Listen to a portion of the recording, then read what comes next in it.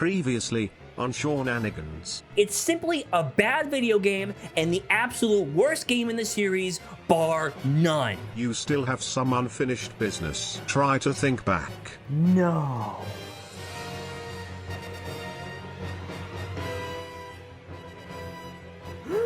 This is Advanced Darkness.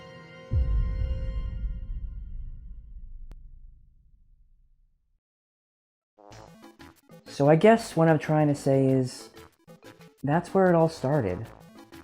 It was just such a profound disappointment. I put all my hopes into it, all my dreams, and it just didn't pan out. I thought I'd be able to take it and enjoy it anywhere, but that just wasn't the case. Good, go on, tell us more. But, unfortunately, eating chicken wings in a Publix bathroom on a Sunday is frowned upon. Sean, I think you went a bit off track here. Huh? What was I saying? You were yapping to us how Mario Party Advance was one of the biggest disappointments in your childhood, and how you were dreading going back to it now, as an adult. Ah, right. I'm sorry. I guess I'm just avoiding my problems. I should really confront the issue head on. That's my boy. Now how do you plan to move forward? I could ask if they'd be open to Wednesdays, but the restraining order is still in place. Sean, I swear to God. Alright. Fine. Jeez. I wish I was metamorphic. Good old childhood fixations. Tell me, have you ever had something you were looking forward to as a kid? Something that fills you with so much excitement that it's all you can ever think about? Well, for me, that was getting portable versions of my favorite video games. You see, back in my day, we didn't have this newfangled Nintendo Switch device. You want to take a 3D Mario game on the road? I'm sorry fam, the best I could do is Super Mario Advance 2. It's quaint to think about these days, but before the era of the Switch that brought legitimate home console experiences on the go, we were stuck with crunched down Game Boy Advance versions that, most of the time, were just different games entirely. And don't get me wrong, the GBA had a lot of fun games. But if you wanted to take, say, Super Smash Bros. On the road, well, tough luck. This thing can barely run its own version of Mario Kart, and we were lucky to get even that. I remember when the Nintendo DS was announced, and with it, a portable version of Super Mario 64. Now that blew my mind as a kid, and is what I consider to be the genesis of the portable home console experience. Before that though, we were stuck with the equivalent of a Super Nintendo, but with the sound quality of a wet fart and a dimly lit screen. Not quite the experience I wanted, but I took what I can get at the time. However, it didn't stop me from yearning for a GBA version of my favorite GameCube games. The only thing I ever wanted was to have these games portably, in any form, even if it was heavily altered from its home console counterpart. Mario Kart, as I mentioned, made a decent transition from home to portable. It played pretty much like Super Mario Kart, but with better controls and graphics more akin to Mario Kart 64. It's a very bare bones iteration of Mario Kart, but it worked for what it was. And since that was possible, I held out hope for a GBA version of Super Smash Bros. And Mario Party. My hopes for Smash wouldn't be realized until 2014 with the release of Super Smash Bros. For Nintendo 3DS. But Mario Party, surprisingly, made the jump. I remember seeing it on a store shelf in a Blockbuster, yes I am that old, and freaking out because one of my favorite video game spin-offs finally became a playable experience on the go. I begged my parents to get it for me the moment I laid eyes on it. And get it they did. I popped in that cartridge, flipped the switch on my Game Boy SP, and there it was. Mario Party in the palm of my hands. What wonders await me? What kind of new boards have they added? And what about the minigames? Well, let's crack this bad boy open and see. I am so excited to get into the first portable iteration of Mario Party.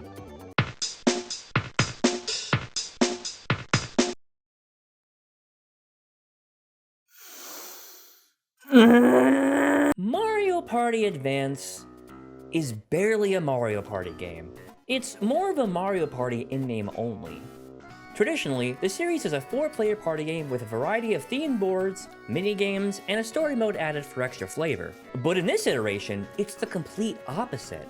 Here, the story mode isn't just the core focus of the game, it is the entire game because, strangely, there is no party mode in this Mario Party game. That's like if Mario Kart came out with a new game that removed the racing and only had a battle mode. Indeed, Mario Party Advance is a single-player, adventure-focused Mario Party game, and given my history, isn't this something that should appeal to me? You don't know my trauma. When you boot up the game, you're greeted by a power star who prompts you to make a passport, a profile of sorts. You type in your name, make a face, tell the star your deepest, darkest secret because he'll never tell. And boom, you're all set. The passport practically does nothing. It's not like the characters ever really call you by name or anything, but it's just a cute little aspect that makes the experience a bit more personal. One day in the peaceful end of Party World, Toad is inviting us to come and play games when Bowser suddenly shows up to ruin our day. He stomps the ever-living crap out of Toad, scattering all of the minigames and gadgets to the land below in Shroom City. Was, Toad just holding all these games in his pockets? Or is it a diaper? What does he wear again? Whatever, it doesn't matter. Unfortunately, being the innocent witness that we are now obligated to single-handedly fix this mess by going down to Shroom City and recovering all the minigames and gadgets Bowser stole. Thus, we venture forth to Shroom City. At first glance, if you squint real hard, you may be able to fool yourself into believing this is an actual party mode, but don't get too excited. It's anything but. Shroom City is a sprawling map with various locations containing a multitude of quests to complete. A whopping 50 to be precise, and to its credit, almost every quest is unique and has its own storyline. One minute you could be solving a murder mystery, then summoning aliens from space, engaging in duel minigames with a blooper, or learning about the hit new TV show Toad Force 5. There are no turns, no blue or red spaces, no computers to play against, even power stars are absent here. So what do you do? Well, instead, you traverse this giant board game map to the various quest locations, riding in your little mushroom car which runs on dice rolls.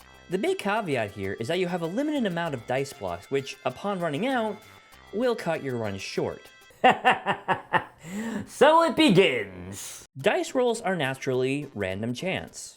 Outside of these green bonus roll spaces you can sometimes land on, you have absolutely zero control over how much you can move around. If you manage your movement efficiently, you can chain these spaces together to move great distances, but the map is designed in such a way that sometimes makes this impossible.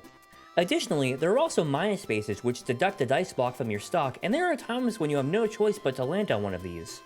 To prevent yourself from calling AAA, you need to, of course, win minigames. After a certain number of dice rolls, or by landing on a minigame space, Tumble will give you a mushroom challenge, which basically just means beat the minigame, get the dice, and keep going.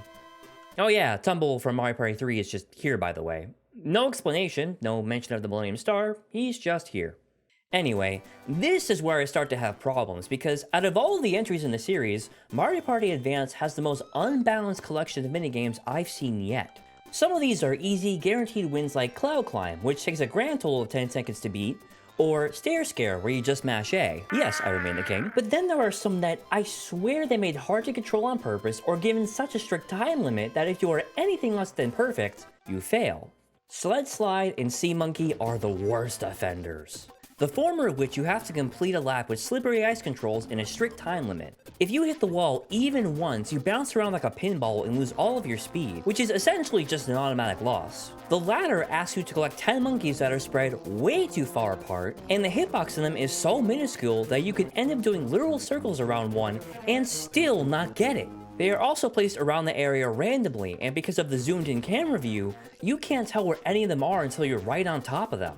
A minute might seem fairly generous to complete this game, but it's honestly just barely enough time, and like with Sled Slide, doesn't really allow room for error. I audibly groan anytime these two games come up because I know for a fact I'm not winning them.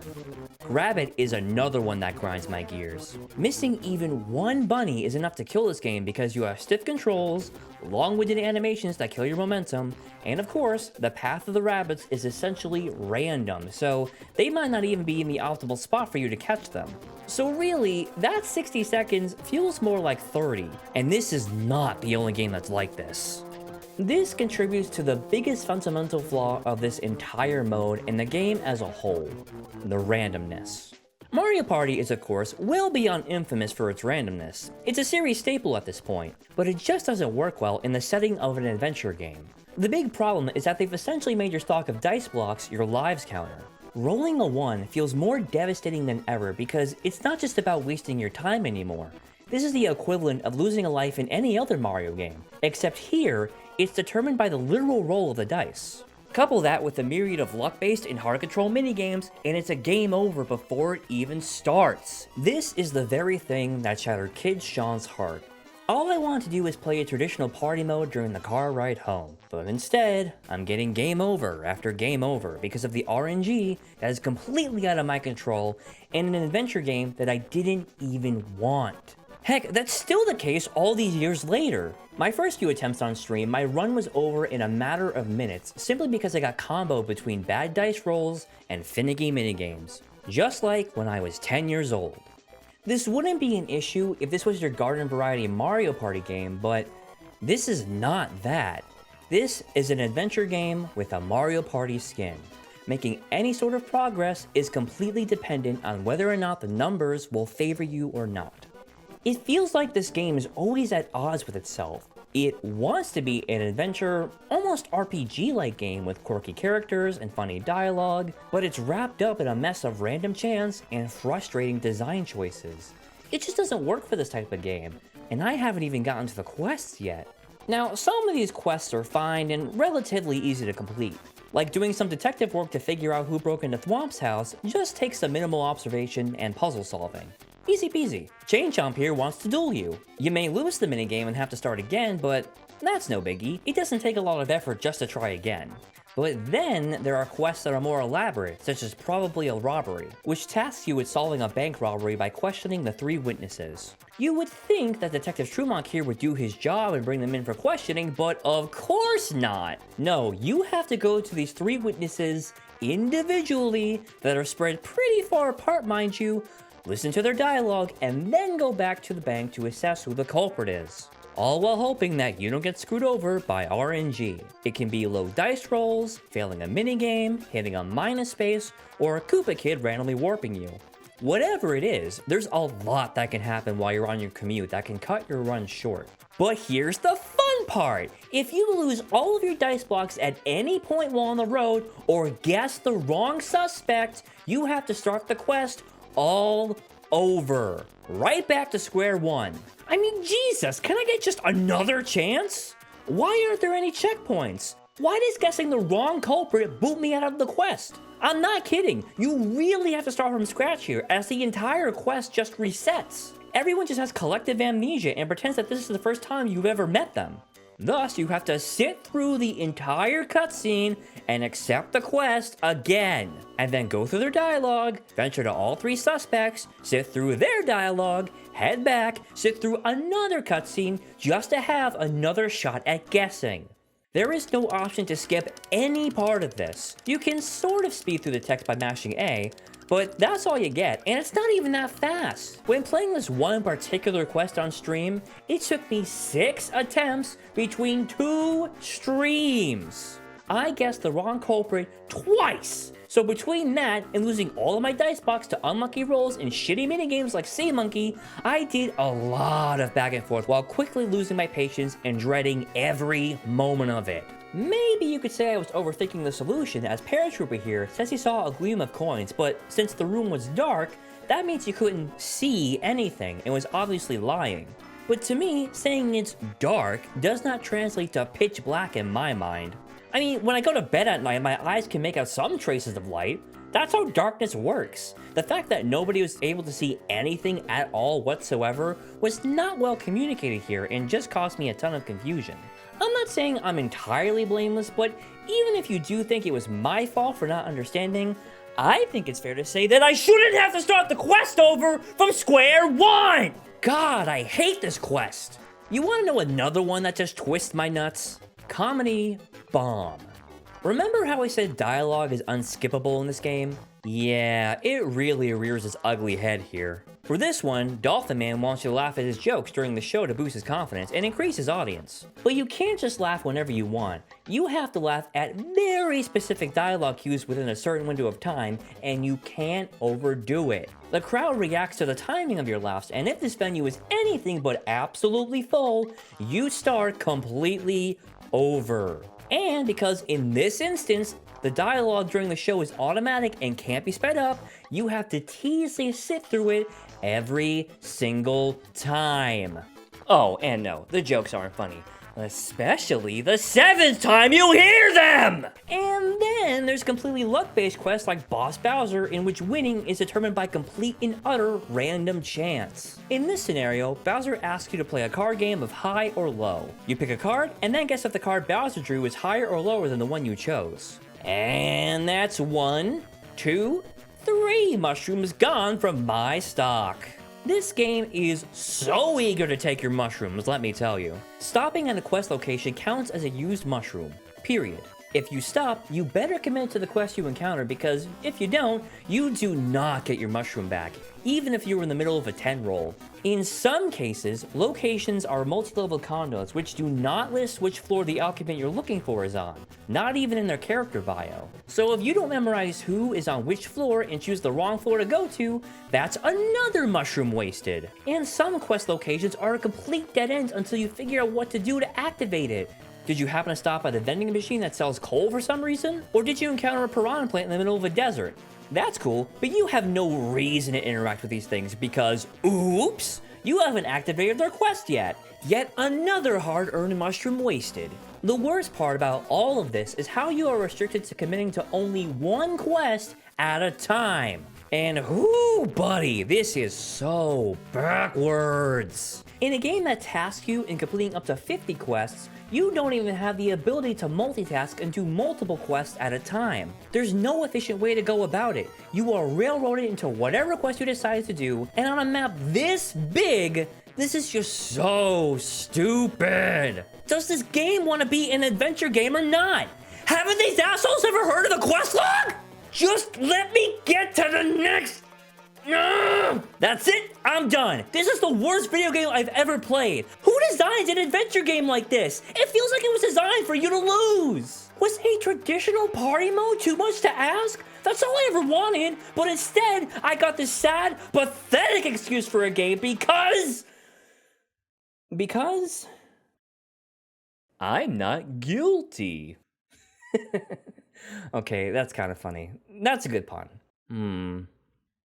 Screw it. I could take on the very scary monster. Okay, that's pretty shitty that it took a dice roll from me, but that joke was so sudden and out of place that I can't even be that mad. Wait a minute.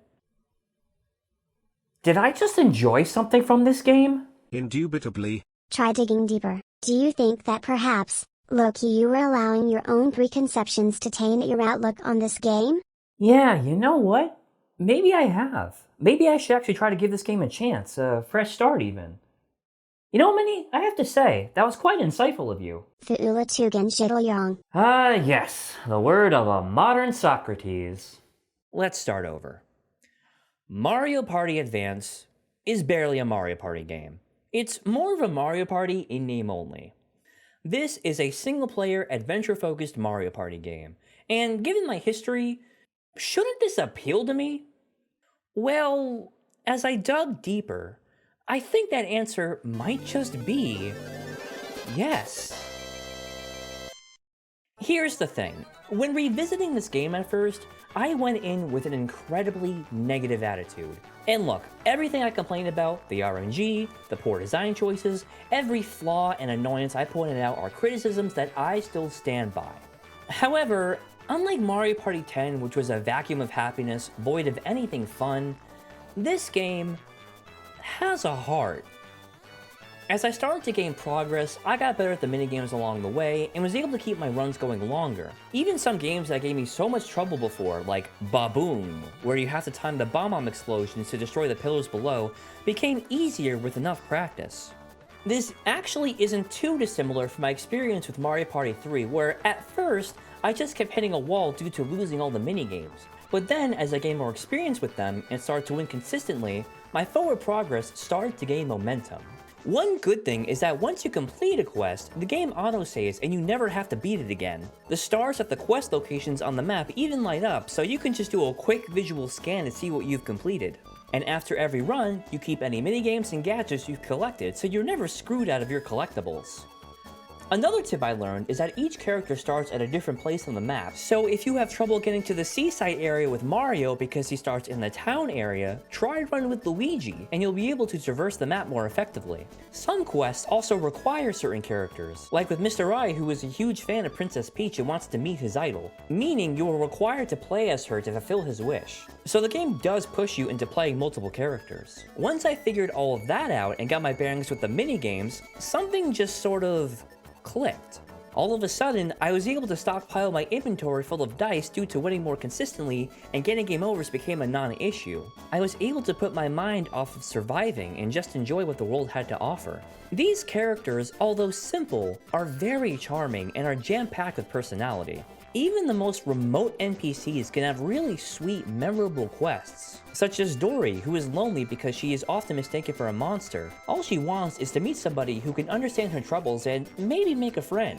And who can better understand that than a fellow dinosaur? Oh, really? My first friend? Hooray! Don't forget, we're friends forever. That's just so adorable, I can't even. And some of the dialogue is just outright hilarious. My personal favorite is when Bowser's being accused of stealing a painting, and when you insist that you're going to take him down, he hits you back with, "What? Don't you feel sorry for me at all?" Like, I'm sorry, that's just such a real line, like he was actually hurt. It was so out of place and got such a good laugh out of me.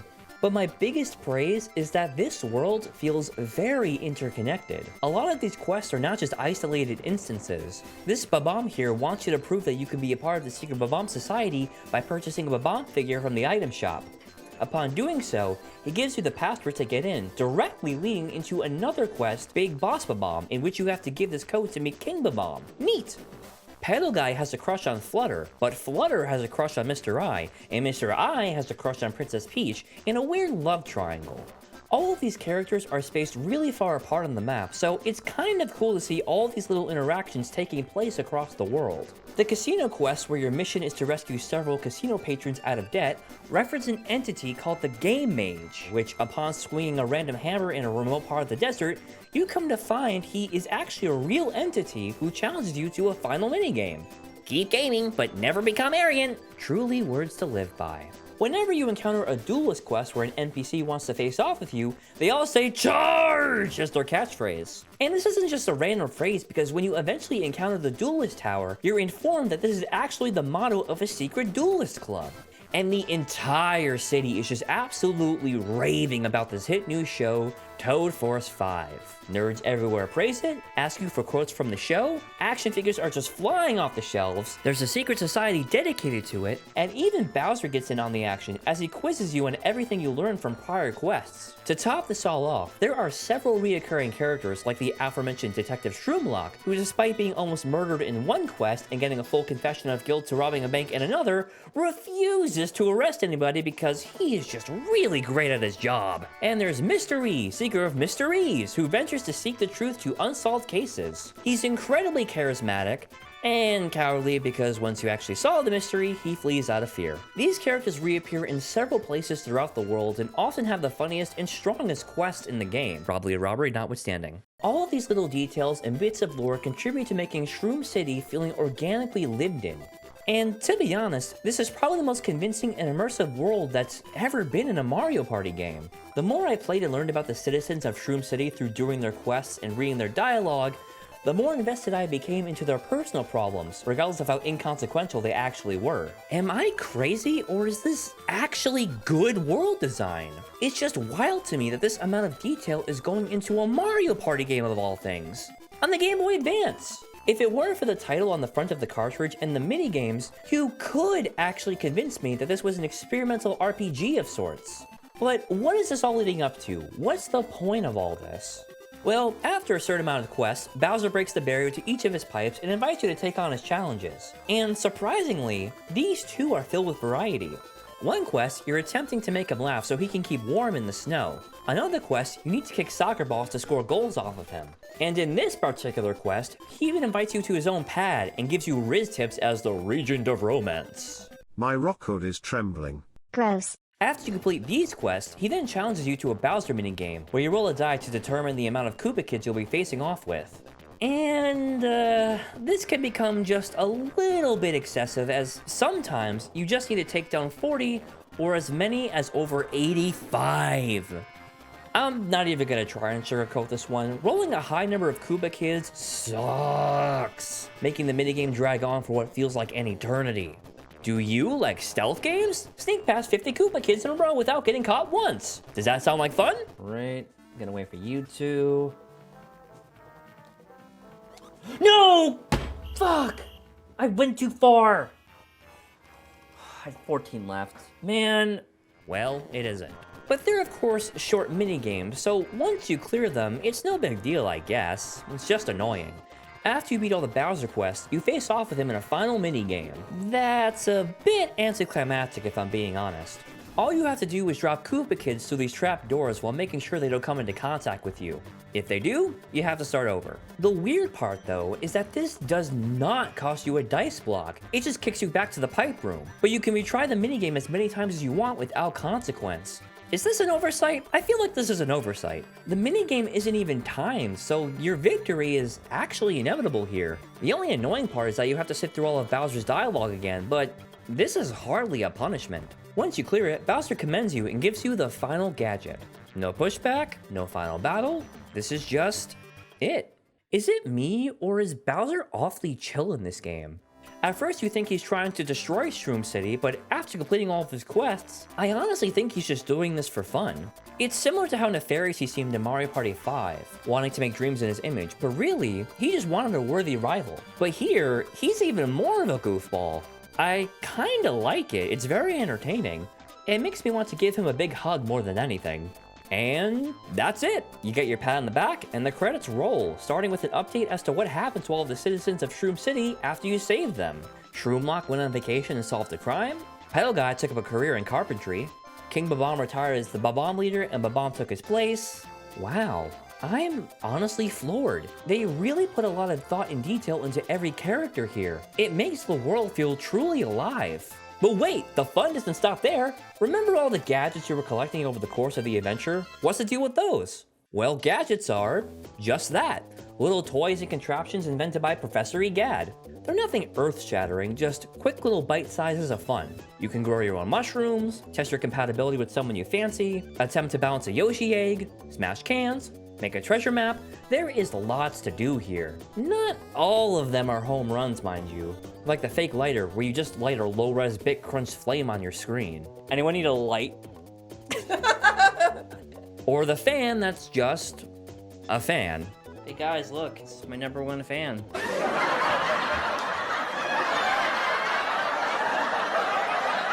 Not sure why these are here, but then there are gadgets that are just pure magic. Lid!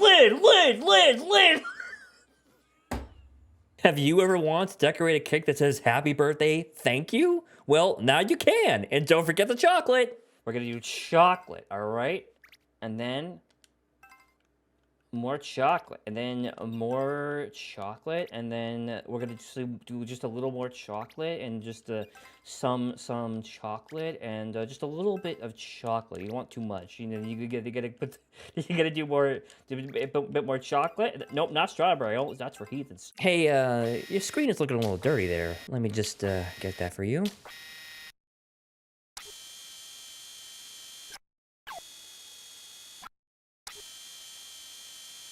There we go. And listen, who needs the World Cup when you have this work of art? Ladies and gentlemen, I present to you the best gadget of them all, mini soccer. Okay, mini soccer. Woo! Move red, move blue.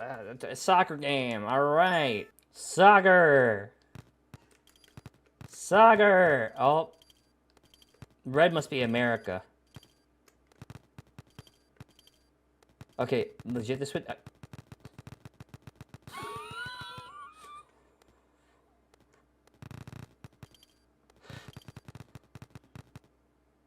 He's the best goalie ever made. This is what he was made for. This is what he was made for. Look at him go.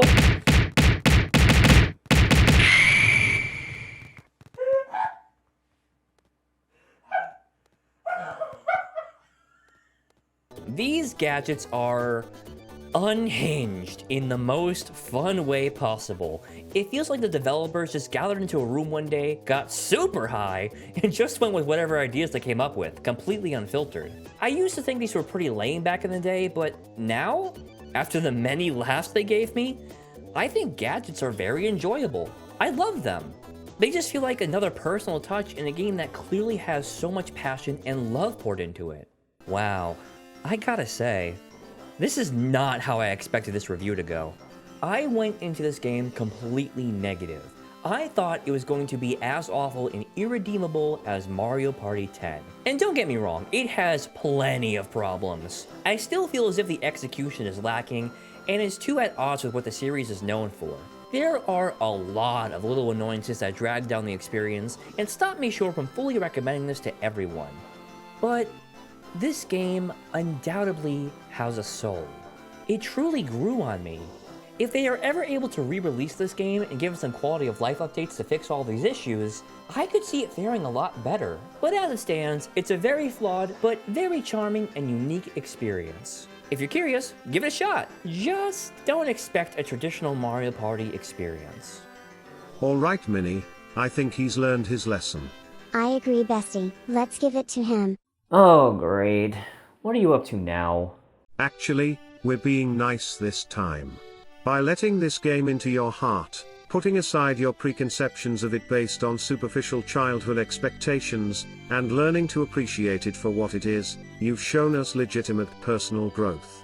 Yes, you passed the vibe check. So, we're giving you a reward. Go to your bookcase. Okay. I'll do it.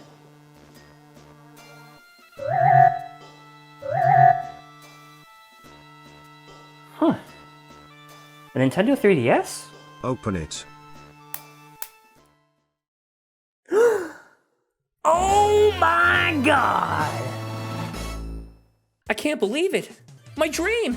It came true! Mario Party DS, in a nutshell, is the portable Mario Party game that I always wanted. Everything is here and more. Unique boards, actual items, an in-depth story mode, extra modes, and of course, plenty of new minigames that take advantage of the Nintendo DS touchscreen and microphone. The theme of this game is mini-sized fun, as the plot of the story involves Bowser trapping the Mario crew and striking them down with a magic wand called the Minimizer. Thus, all of the boards are real-world-like environments, such as a music room, a garden, a library, and even a pinball machine, seen from the perspective of a miniaturized Mario. There are only 5 boards in total, but they're all very well designed and thought out. Kamek's library is the only drag here, as it utilizes the randomized star space shtick that I dislike from Spiny Desert in Mario Party 3 and Neon Heights from Mario Party 7. But otherwise, it's all very enjoyable, and it doesn't stop there because even the minigames take advantage of this motif. One minute you're sliding down the railing of a stairway, the next you're surfing in a bathroom sink on a piece of soap, then attempting to land on everyday items in a garage. The game is not afraid to get creative, and almost every minigame takes advantage of this small perspective. And as I mentioned, being that this is on the Nintendo DS, you'll be using the stylus and microphone to swipe, tap, and even blow your way to victory. Don't make it weird. Stop it. This is a really strong catalog here. My favorites include the aforementioned Rail Riders because I love the sense of speed, Get the Let Out since, as always, button mashing minigames are my favorite, Hanger Management due to its unique setting, and Toppling Terror because I think it takes good advantage of the DS microphone.